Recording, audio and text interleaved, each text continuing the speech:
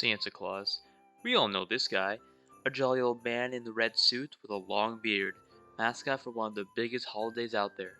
Christmas. Happy Christmas. He lives in the North Pole, sees you when you're sleeping, uses his sleigh pulled by 5 reindeer to break into the houses of young children to give presents to the nice and coal for the naughty.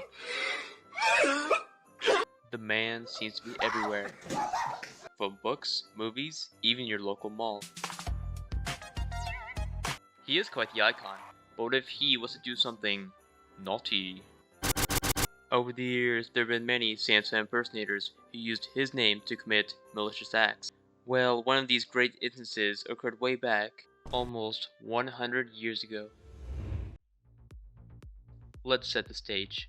The year is 1927, in Cisco, a small town in Texas.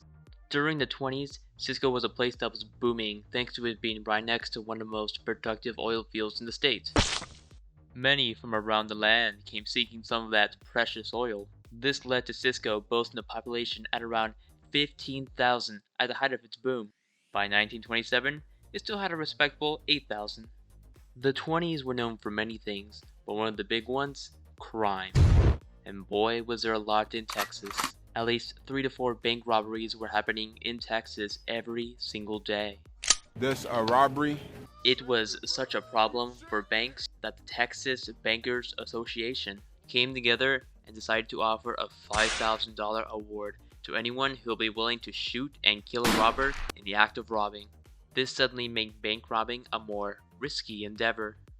This leads us to our main man, Marshall Ratliff, 24 years old and an ex-convict. He actually robbed a bank a year earlier with his brother in Valera, Texas.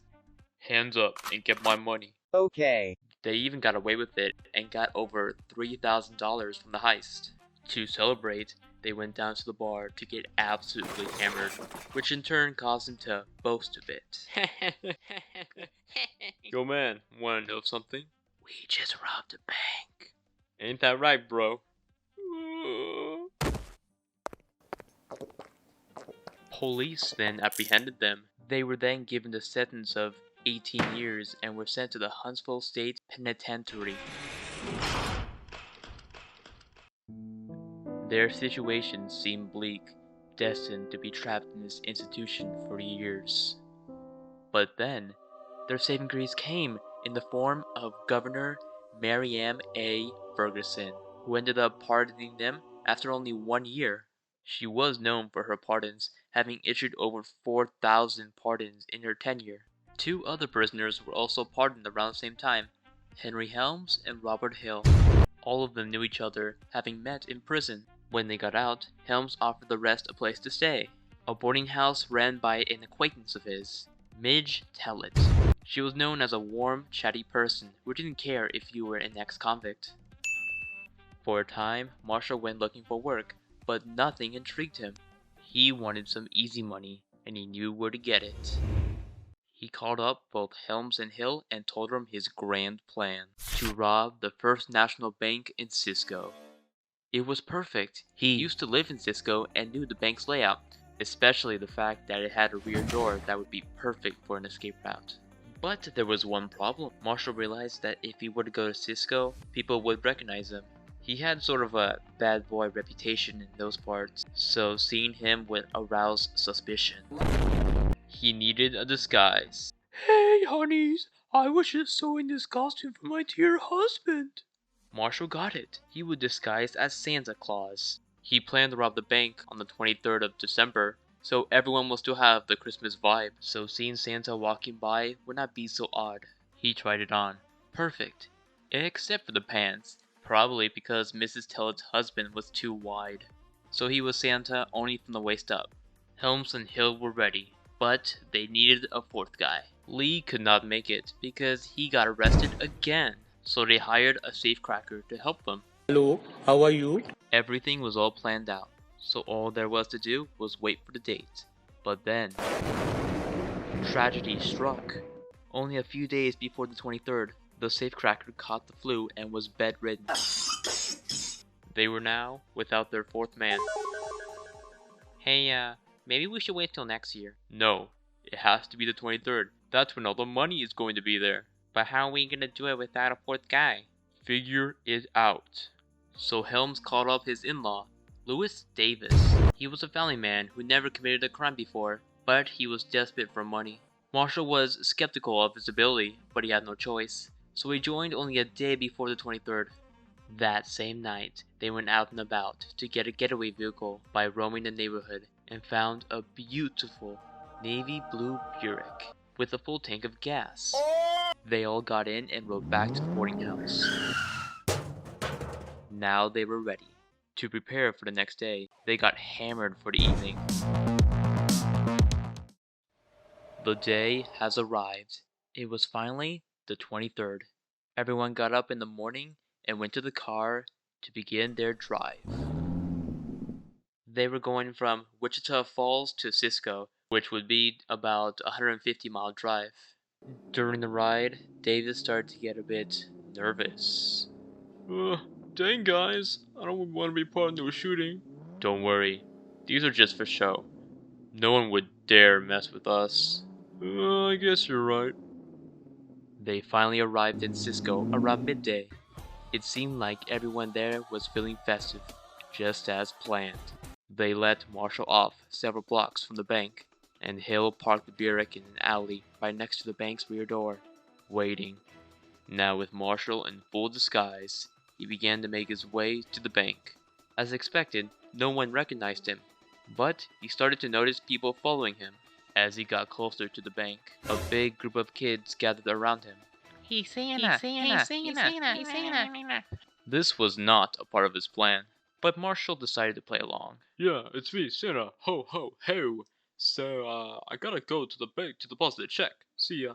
He managed to get rid of the kids by the time he got to the bank. Finally, he was here. He went in. Some inside chuckled that Santa was in the building, but he was mostly ignored.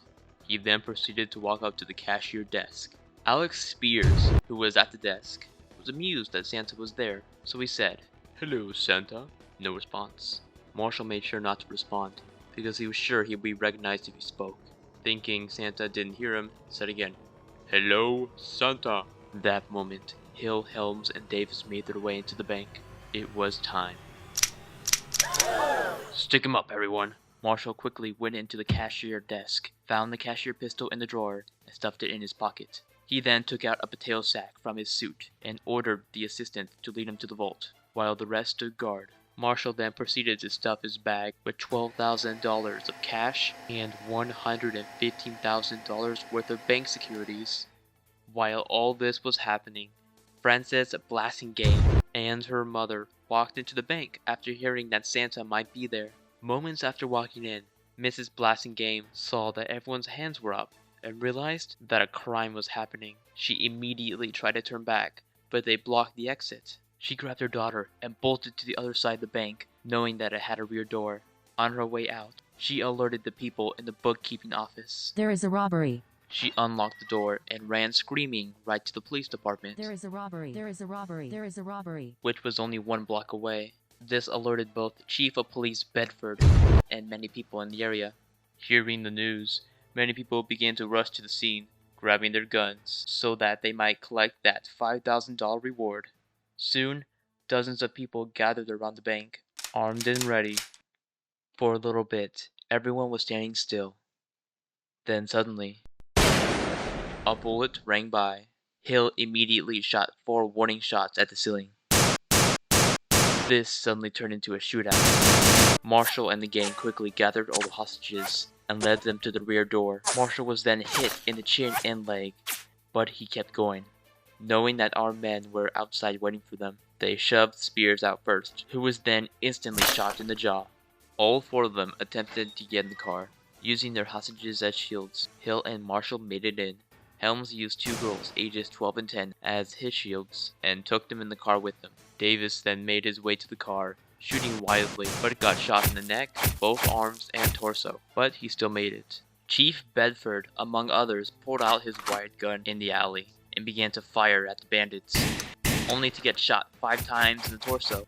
Officer Carmichael, seeing him go down, also tries to get a good shot at the bandits, only to get hit in the brain. Marshall and his men then took off with 2 hostages with the mob in pursuit. As they reached the edge of town, they stopped their beat-up vehicle because of the little amount of gas they had and the flat tire. The robbers, except for Davis, who was barely conscious, got out and waited until they saw an Oldsmobile driving by. They stopped it, pointing their guns at him, and told him to get out and run off. The robbers then began transporting their hostages and loot to the new vehicle, even carrying Davis in. When they were about to start the car, they realized the keys were missing. When the driver, a 14-year-old named Woody Harris, got out of the car, he took the keys with him. They had to go back to their old vehicle, but suddenly, Hill got hit in the arm. The mob caught up with them, and they started shooting. They rushed back to the Buick, leaving Davis behind. Several armed citizens in the car continued to chase them, so they threw roofing nails at the car and rode into a pasture to lose them. Back with the mob, they opened the Oldsmobile and found an unconscious Davis and the loot. The gang forgot the loot. Everyone cheered that the money was found, and shortly returned to the bank. They took Davis to Fort Worth Hospital shortly after, and people could see him through a window in the hospital. His injuries were too great, so he died from his wounds. Back with the gang, their Buick finally ran out of gas. Marshall and the rest gathered their things, but realized they forgot the loot. Oh, shoot! It was too late now, so they gathered their weapons and left their ride, leaving the girls behind. Shortly after, Sheriff John Hart pulled up with a few of his deputies to the abandoned Buick. The girls told them that Santa Claus was Marshall Ratliff, which was not surprising. They used the license plate from the Buick to determine that it was stolen from Wichita Falls, and one of the accomplices was Henry Helms. By now, this story has reached the local papers, and the bounty was raised from $5,000 to $15,000. Marshall and the gang were now hiding in thick bushes for the night. In the morning, Marshall took off his Santa suit and stole another car. By December 26, over 1,000 people were participating in the hunt for the robbers.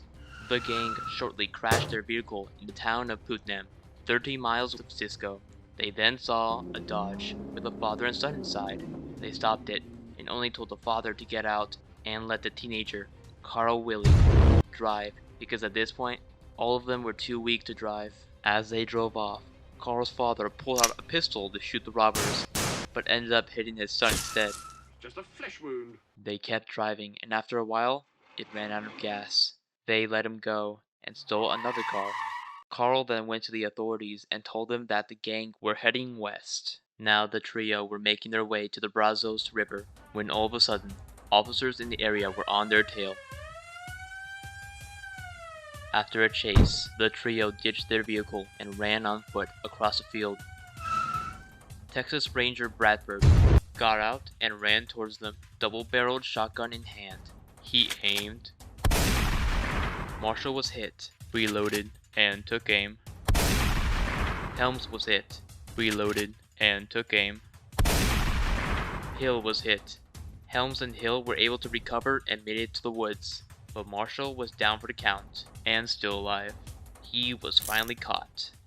Meanwhile, Helms and Hill were able to avoid search parties for the next 2 days, until they were finally captured in the city of Graham on the 30th of December. Finally, the hunt for the robbers was over. In the end, the robbery caused 6 citizens to be shot and 2 officers dead.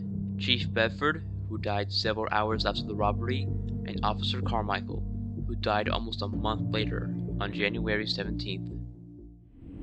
Aftermath. All the remaining robbers were tried separately. Marshall was first. He was convicted of armed robbery and sentenced 99 years. Many were outraged by this because his punishment wasn't harsh enough, so he had a retrial on March 30th, and they put him on death row for his involvement with the deaths of the 2 officers. Marshall knew he was in a stiffy, so to avoid his daily fate, he began acting crazy. Real crazy. He convinced the jail guards that he was insane and had paralysis. For days, the guards lifted him out of bed, fed him, and helped him use the bathroom. He stayed motionless when he was in his cell, so eventually the guards got kinda lazy and started leaving his cell door open. One night, when Deputy Tom Jones and Pack Kilborn were preparing Marshall's meal. Suddenly, Marshall got up and went downstairs, right to the deputy's office. He opened a drawer and found the gun. Deputy Jones then walked in. Marshall put out the gun and fired 3 times. Kilbourne rushed towards the office. Marshall fired at Kilbourne, but missed. The 2 men wrestled. Then Kilbourne knocked him in the head, pinned him down, and beat him till he was unconscious. Then he threw him in his cell. When people learned that Marshall killed the deputy, they rallied up and went to the jail. By nightfall, over 2,000 were at the scene. They burst in and snatched Marshall. They dragged him to the telephone pole, tied some wire around his neck, and hung him. The knot came loose and he fell on the ground. They tried again, and this time the knot stayed. Marshall then died 20 minutes later. Santa was dead. Helms was the next one to be tried. He was found guilty of being the one who shot and killed the 2 officers and was executed via electric chair. Hill was the last to be tried. He was convicted for armed robbery and given 99 years. He escaped a few times, but eventually he became a model prisoner and was released in the 1940s under a new name. The Santa Claus bank robbery is an infamous part of Texan history, as it led to the biggest manhunt ever in the state. The First National Bank is still in Cisco, but in a different building, and it has a painting of the robbery, among other things, which helps it be remembered.